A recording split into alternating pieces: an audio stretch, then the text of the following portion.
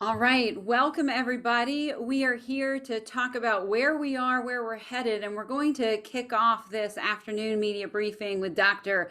Jim Carden, our Chief Clinical Integration Officer, who's going to talk a little bit about some of the numbers that we're seeing. And of course, then we'll open it up. We have three experts with us today. You saw in the media alert. We have Dr. James Carden, we have Keith Grant, and Dr. Ulysses Wu. So we appreciate your time. And Dr. Carden, if you could kick it off.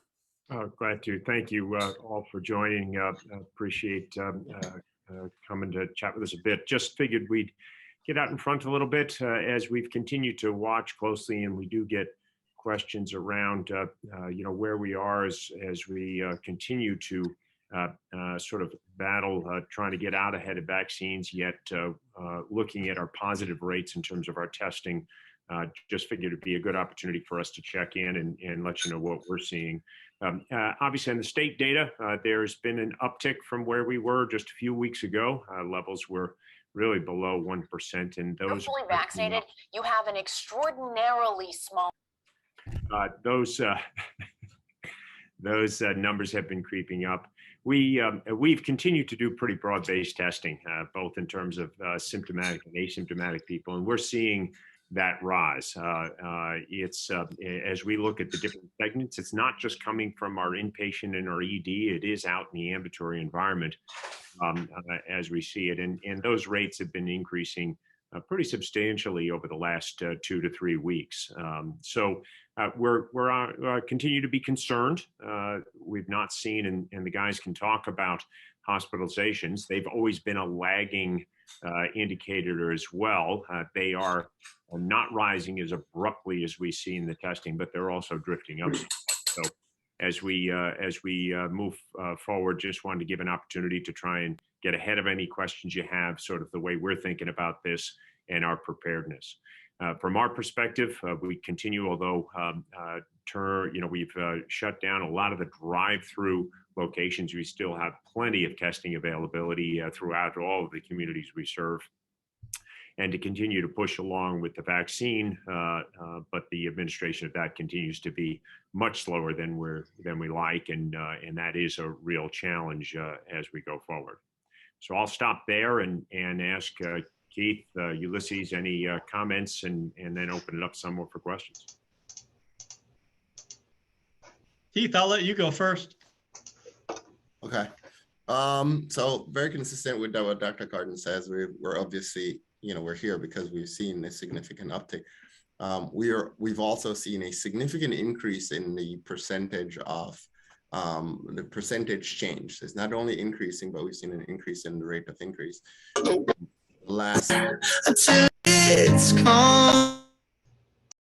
Okay, just muted channel 8. Go ahead. Okay. So the last 2 to 3 weeks, we've seen some stability in that rate of increase over, I'd say, the last week. Nothing overly to celebrate at this point in time, but still very, very concerning.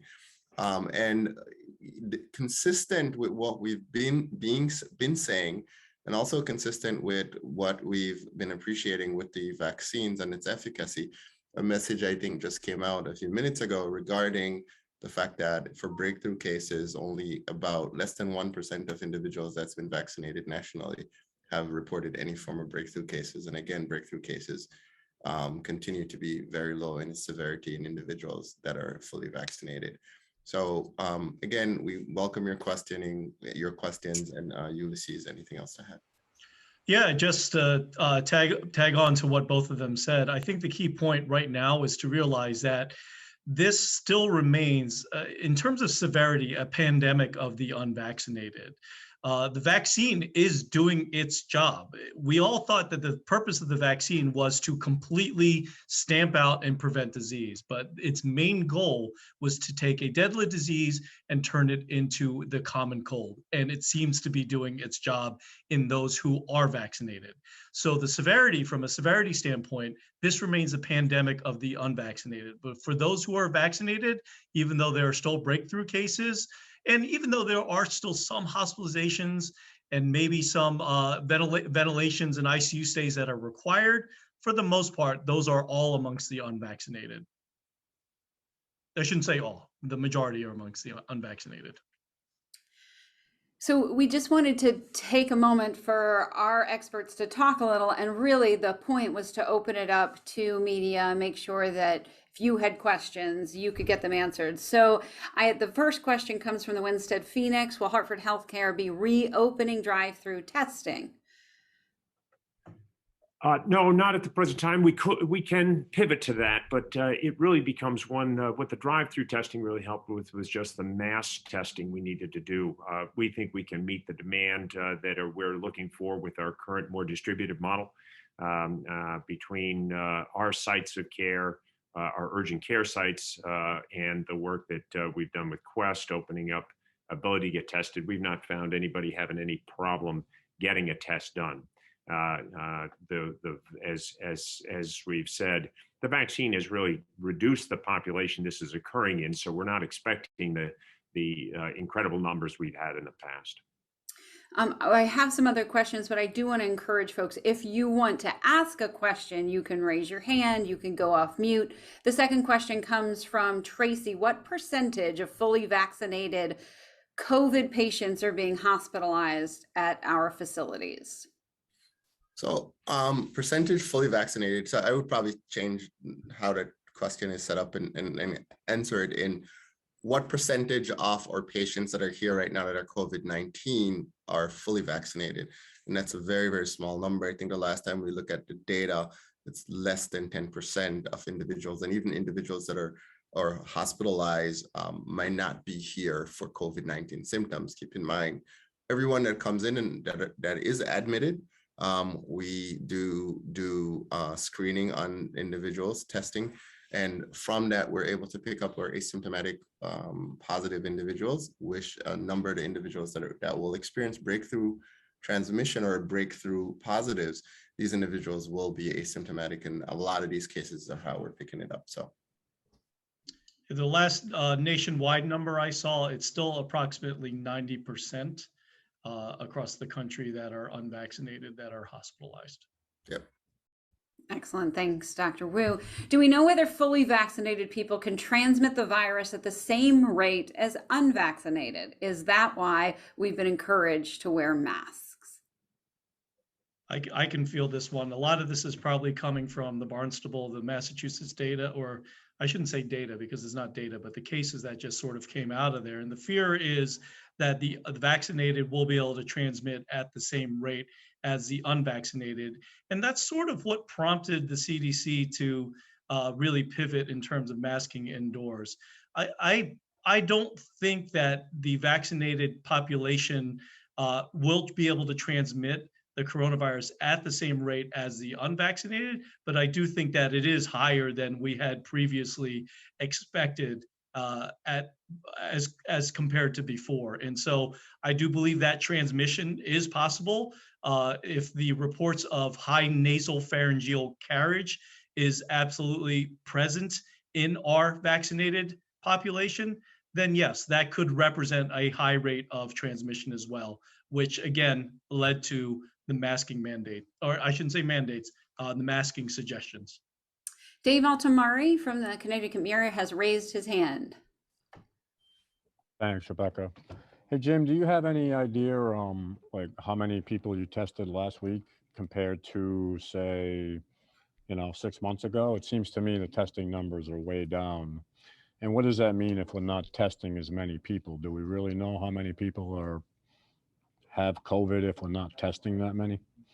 It's a good, David. Yeah, I can give you some numbers. So over the last we watch in 2-week increments. So you can and it's been pretty steady. We did just about 10,000 vaccines over the past 2 weeks for at our locations. That's way down. Yeah, completely a different scale of number than where we had been testing at the height of this. So for sure. But we're also still not just testing symptomatic people or those at risk.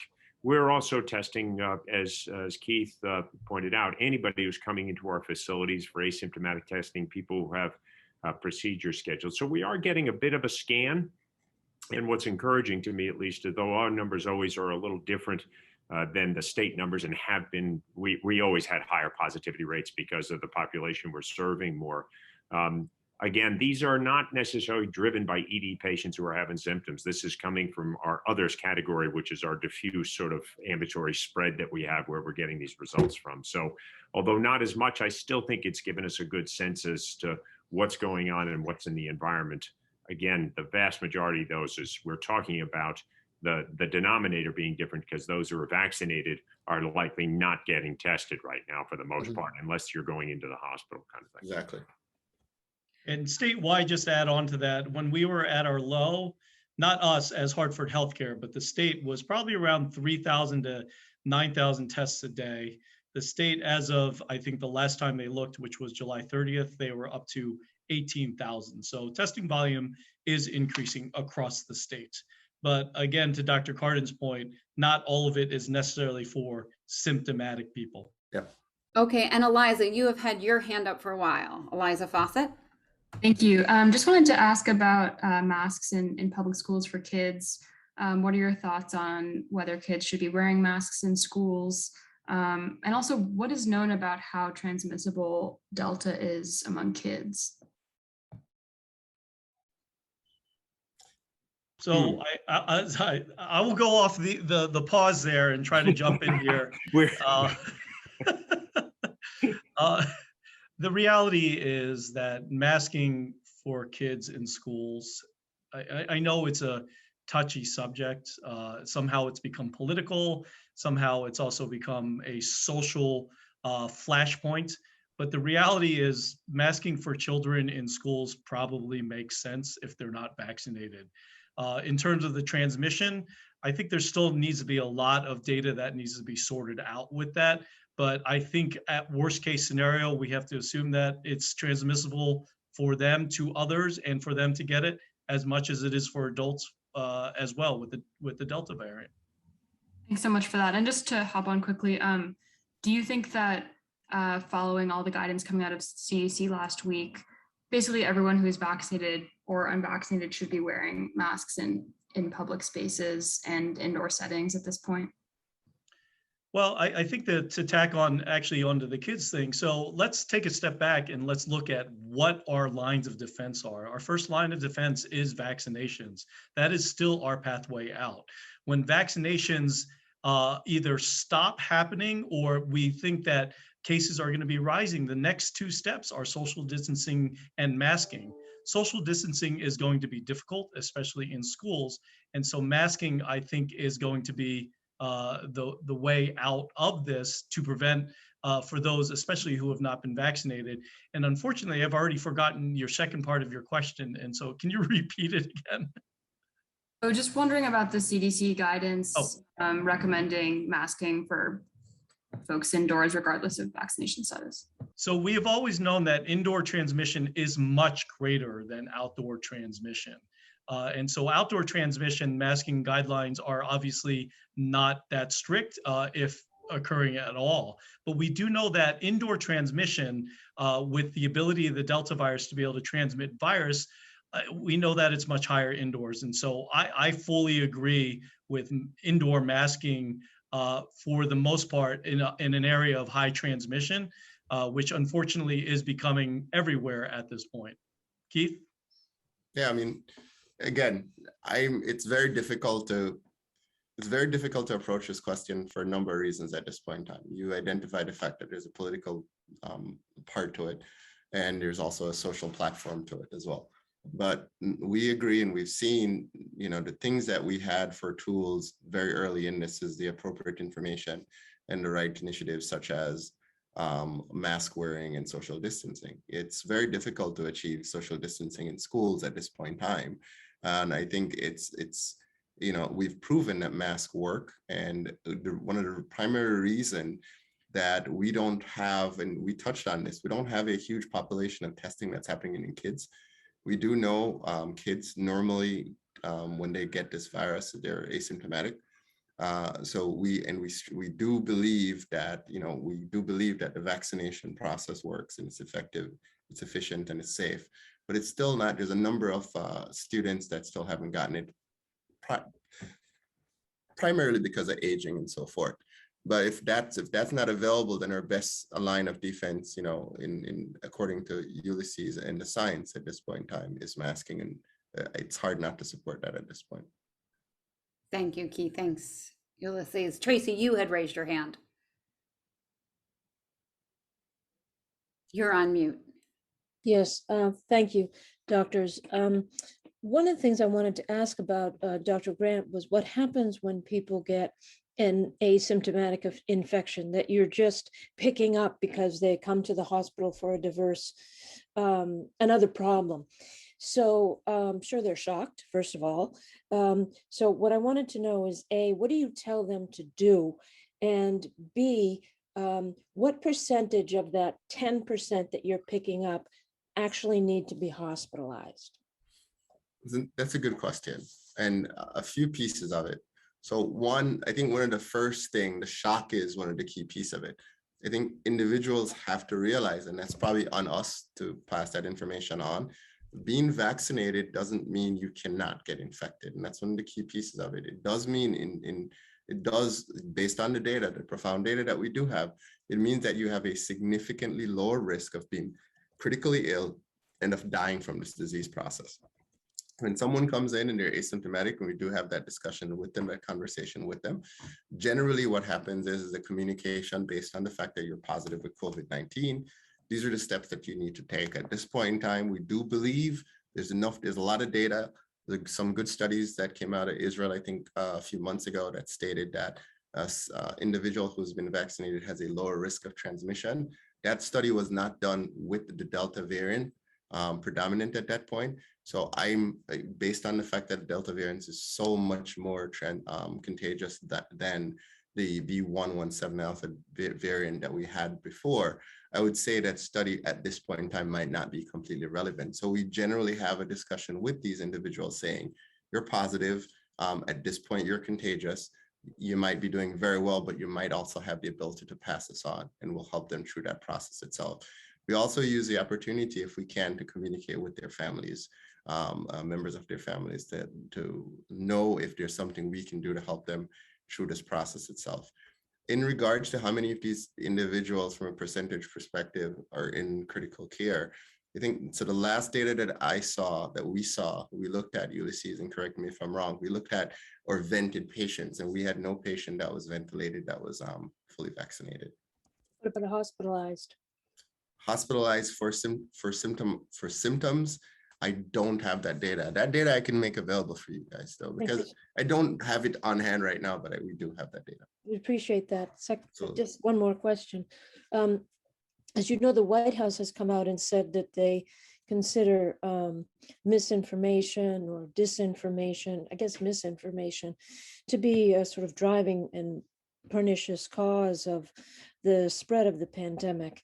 And I wanted to know two things about that for you as physicians. The first thing would be, where do you see this kind of misinformation coming from? And secondly, what particularly about the misinformation in terms of what people think it will do that you don't believe it will, bothers you the most? So I think one thing right now, there's a huge focus on, and you can see how we started this actual conversation itself, with breakthrough disease, right? Breakthrough infection. And I think a lot of it is, from an epidemiological perspective, I'm very interested in the breakthrough cases because a number of things must be going on, right? And Ulysses, myself, and Dr. Carden have talked about this. But it is not meaning that the vaccine isn't working. And I think that's one of the things that there's numbers coming out now that a lot of people are like, I told you it wasn't going to work, right? But we still have over 1 billion people across the world that's been vaccinated. And the reprieve that we got from this virus over the last, I would say, 2 months came from the mass amount of individuals that's been vaccinated. Additionally, the visceral impact of people now getting positive and people dying from the disease again at this rate has drove people to starting to rely on getting vaccinated. We've seen a significant increase in vaccination rates nationally. Over 700,000 vaccines were delivered over the last few days on average. So that's good news, but it's gotten us to this point again in order for us to start having this discussion. So I do believe those are, for me, the key things are the breakthrough cases. The conversation shouldn't be like, I told you so. It should be like, it should basically appreciate the fact that the vaccine is doing exactly what it's supposed to be doing. And that is, it is possible for you to get infected. Most of these people are going to be asymptomatic. And even most of these people, well, these patients will not be in critical care and they will most likely not die. Can the other two, Dr. Wu and Dr. Carden, answer the question of where you think the misinformation is the worst and which part of the misinformation bothers you the most? Go ahead, Ulysses, you're up. Oh, well, I mean, do you have 4 hours? I could probably sit here and wax poetic on this. So obviously the internet, social media is driving a lot of this. I have a saying for not just coronavirus, but a lot of things. When science meets the internet always wins. And so I think The that record, Dr. Wu, we're on the internet right now, passing along good information, which is why we're here. That is true.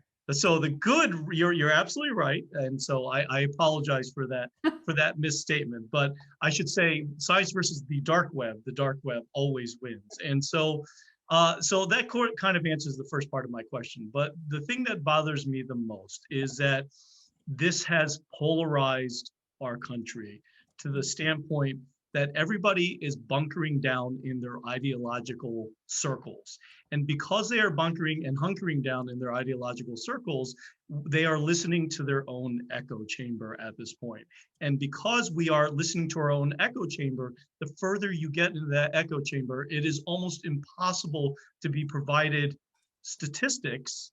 I mean, they always say, what is it? There's lies, damn lies, and then there's statistics, but it's almost impossible to provide statistics that may be pertinent and useful. We haven't, as Keith has pointed out, we have an overwhelming wealth of knowledge and information that points to us that the sun does rise in the east and it sets in the west. But I know that is not always believed. And I think that is the thing that bothers me most with regards to the disinformation. And I know every single time we do this, I always provide a movie reference. So I'm just going to leave you with this one.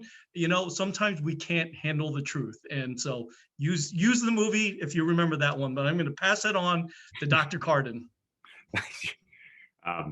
Nothing brilliant to add here. I guess two things. I do believe there are people out there who are truly afraid, and where this hits fertile ground, they get quite passionate. They think they're doing the right thing. They are terrified of this and somehow feel that they need to raise a voice to make sure people are not making mistakes. That the part doesn't bother me. Those people have always been there.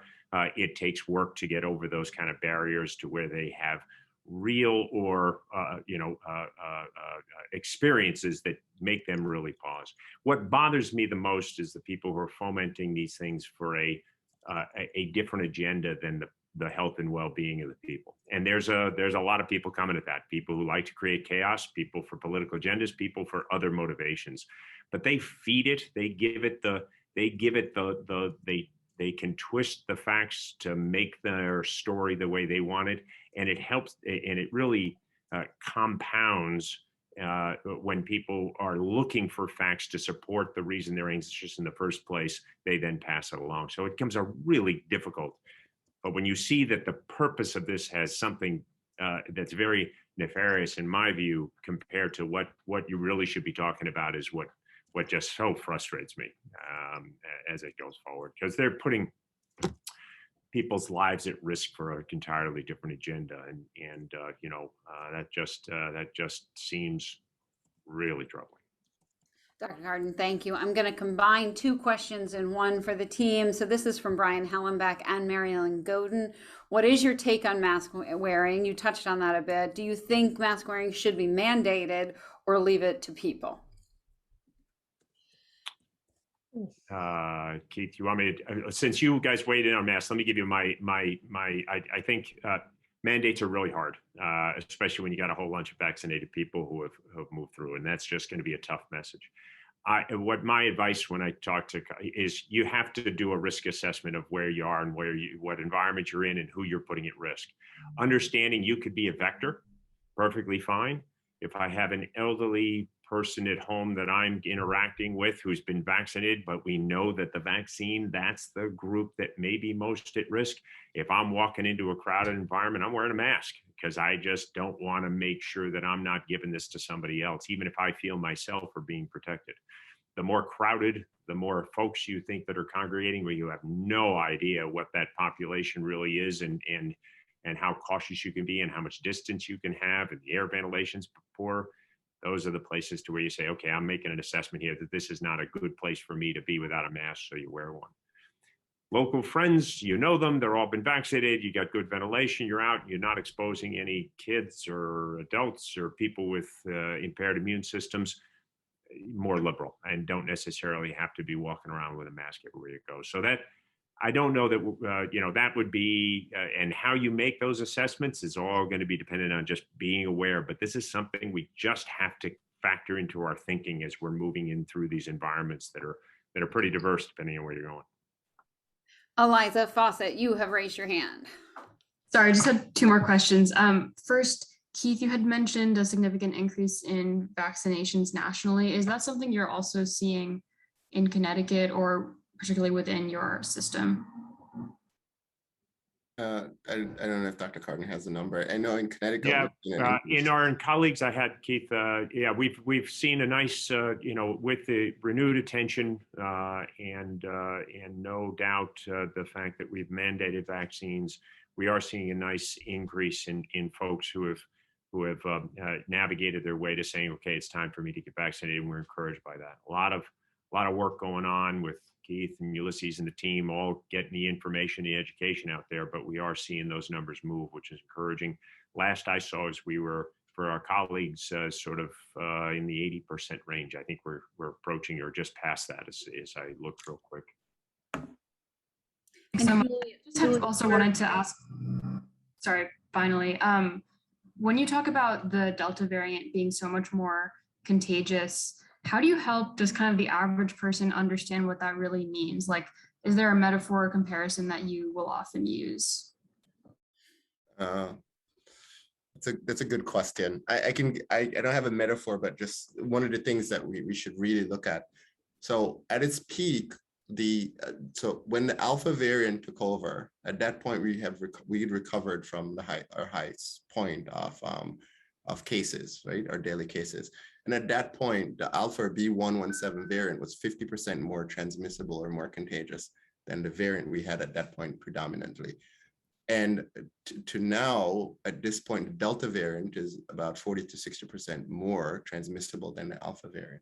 So individuals who are not vaccinated, who are very liberal with that risk assessment process that Dr. Carden speak of, which we really should talk about a lot more, they are putting themselves to a factor of exposure that not only is more than 50% more than the most deadliest part of the virus, but even 40 to 60% more than that, 50% more, if that makes sense. I don't know, Ulysses will have, I'm pretty sure he'll have a really good analogy for you guys. Well, I mean, you know my standard analogy, and I know you're going to cringe at it, but it's, a virus is going to virus, and that's what it's going to do. And so, yes, this is more transmissible. What we're seeing is we're seeing a more fit virus that is able to infect and transmit. If you're looking for, in terms of an analogy, what would be the best? I don't have a good one. I think the chickenpox analogy is actually pretty good. Chickenpox is highly infected. But the thing I want to do is I want to take a step back from that and say, yeah, it's much more effective, but we have almost 650,000 people dead in our country. This thing's already pretty darn infective to begin with. And so it's not like all of a sudden, oh, it's like the chickenpox. Now I need to get a vaccine. I need to get a mask. That should have been going on this whole entire time. And unfortunately, I don't mean to be the bearer of bad news, but if we don't get this under control, there's another Greek letter coming down the road beyond Delta that will make Delta seem like, me in the weight room, which is like nothing. Julia Bergman, you have been very patient. Thanks. There was a recent study, I think it was by Kaiser Health News, that talked about, it was a survey of vaccine hesitancy, and talking about a lot of people who are uninsured are still hesitant about getting the vaccine. There's still a lot of concern or misinformation around the cost of the vaccine. Wondering if you guys are seeing that within the system, and how you're combating that, or any sort of correlation between people who don't have health insurance and getting vaccinated. I can take that. One, it's don't have anything specific in terms of being breakdown, because we don't necessarily track whether you have insurance or not to get the vaccine. Our percent that are going to the priority zip codes continue to increase. It's just disappointing in that the total number of vaccines we're administering in a given week is just way below what we would hope to see. But we're in the 45–50% of vaccines are going to all the priority zip codes, which is our placeholder for the more at-risk population and the uninsured and those who don't have any insurance whatsoever. We're doing, and just to give you a number, 1,000 a week now, where that we used to do that at one site in one day pretty straightforwardly. So that's really the kind of numbers we're seeing. And it's not for lack of access. It's just a lack of folks raising their hands still. One last question about unvaccinated folks wearing masks and whether or not we believe in the honor system. Are people actually wearing masks if they're unvaccinated? I hope so. I hope they are, and I also hope people are indeed doing some form of risk assessment every single time they decide to socialize, or putting themselves in a position where they're within 6 feet of someone for an extended period of time, or if they're symptomatic, or if they've been exposed to someone that's been symptomatic. Testing is still available. I'm hoping people are also getting tested. I'm also hoping people are talking to their neighbors if they've been vaccinated and they believe they can add some knowledge and help their neighbor through some thought process that's probably going to help them to a different set of decisions. So I do hope so, but that's exactly what we have right now. I also hope, a lot of people talk about what's the long-term impact of the vaccine. Like, we were one of the first people in this room, we were one of the first people that took the vaccine, and we did that, hoping that the science is true and relying on the data, and hoping that 5 years from now, I won't grow an extra arm. But knowing that this is the right thing to do, not for me. I think I'm pretty healthy and I'll survive if something does happen to me. And I think a lot of people think that way. But, I do have kids, and I do have my grandmother that I love her cooking dearly. So I'd like to go over there all the time. So I hope so. And I think that's, at this point in time, as much information as we have, there's a lot that we do have that's just going to be dwell on hope. And that's basically it. I think Keith hits the nail on the head with that. Sorry, just to jump on really quick.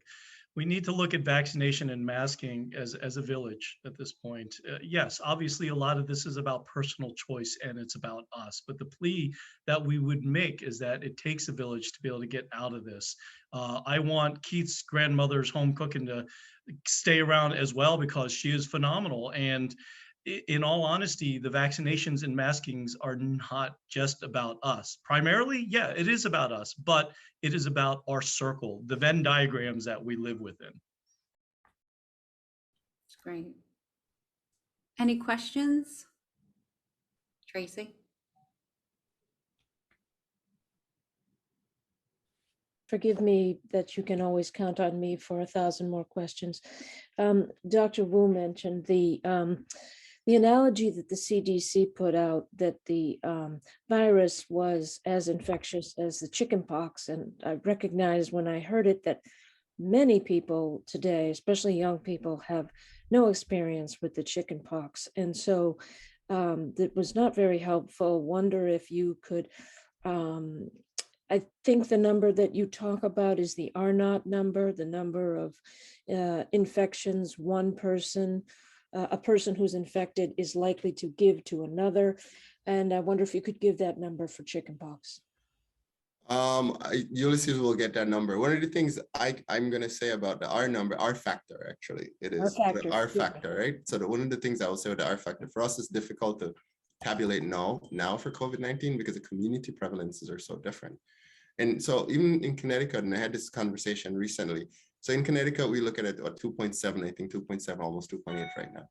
But if you look at that 2.7 and then you look at where transmission stands generally with our vaccinated individuals, then, you know, there's some communities that are 70, 80% vaccinated. So that 2.7, is it really representing Connecticut in its truest? Because we have communities that might have a much higher, and in those communities, we might have an R factor that is significantly higher. So if you have 10 individuals that are standing around, and from the 10 individuals, you have 2 people that's been vaccinated within that community, the R factor stand a chance to be significantly more potent. So at this highest point, the COVID-19 virus, when we looked at R factor, I think it was a little bit over 2. And we've moved from the alpha, from that variant to the alpha to the delta. So at this point in time, I don't have the number for the R factor, but I would say it would be pretty significant. When just for those who are more looking like me and less like you guys, when the family of 5 of us had one of us had chickenpox, my mom said, "Hey, why don't you go just drop off a little lunch for your brother who's sick up there?" The rest of us were avoiding it.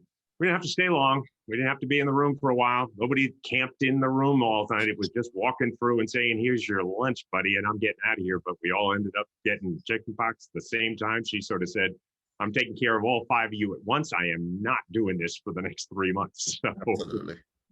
it was pretty easy for us to catch it. I can just tell you from personal experience. Ulysses, do you have that number? Yeah, the number is thought to be around 6, anywhere from 5 to 9. And so that's thought to at least be 2.5 times more transmissible than the original variants, which is around where chickenpox is, and it's more transmissible than MERS, SARS, Ebola, the common cold, smallpox, and seasonal influenza. So I don't know if that helps. Dr. Grant, I thought what you said about the positivity rate was really interesting. You mentioned that if we're at, as a state, 2.8% positivity, but you have, as you mentioned, certain communities have exceptionally high vaccination rates. Others are still, our major cities are still in the 40s. And I wonder if you could just explain that a little more detailed. Why would it be that those communities have a higher transmissibility rate, sir? Yeah, and again, this is all big statistics supposition, right? So if we're saying the entire Connecticut's about 2.7, 2.8, and we know there's community, or primary defense against this disease process, against COVID-19 or SARS-CoV-2, is the vaccine. And if we have communities that are 80% plus vaccinated, these communities probably will be on the low end of that prevalence rate.